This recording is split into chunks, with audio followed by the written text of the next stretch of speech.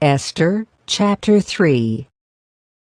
Sometime later, King Xerxes promoted Haman, son of Hammedatha the Agagite, over all the other nobles, making him the most powerful official in the empire.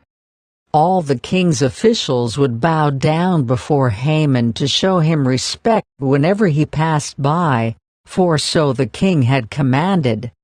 But Mordecai refused to bow down or show him respect.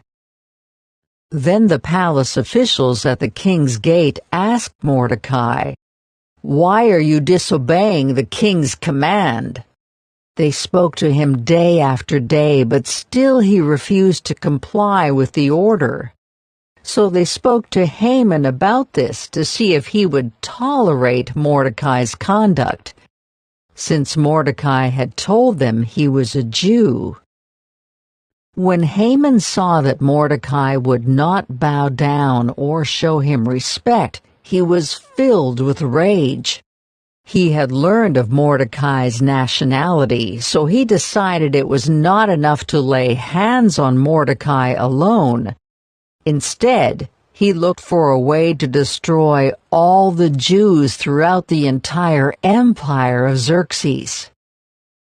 So in the month of April, during the 12th year of King Xerxes' reign, lots were cast in Haman's presence. The lots were called Purim, to determine the best day and month to take action.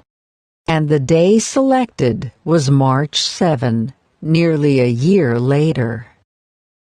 Then Haman approached King Xerxes and said, "There is a certain race of people scattered through all the provinces of your empire, who keep themselves separate from everyone else.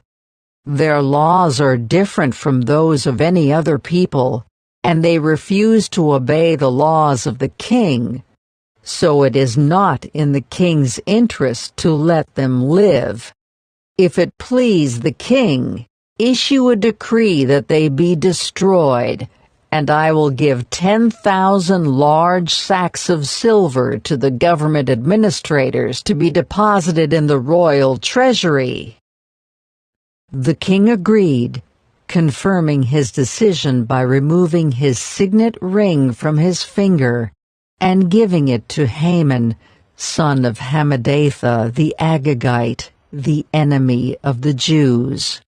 The king said, "The money and the people are both yours to do with as you see fit." So on April 17, the king's secretaries were summoned, and a decree was written exactly as Haman dictated. It was sent to the king's highest officers, the governors of the respective provinces, and the nobles of each province in their own scripts and languages. The decree was written in the name of King Xerxes and sealed with the king's signet ring.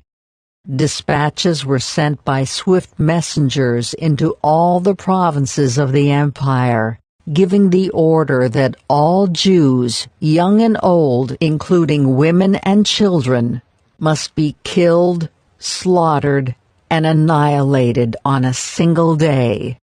This was scheduled to happen on March 7 of the next year.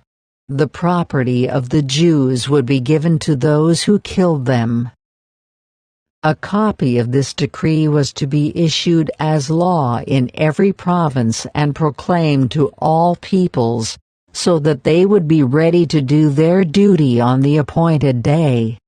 At the king's command, the decree went out by swift messengers, and it was also proclaimed in the fortress of Susa. Then the king and Haman sat down to drink, but the city of Susa fell into confusion.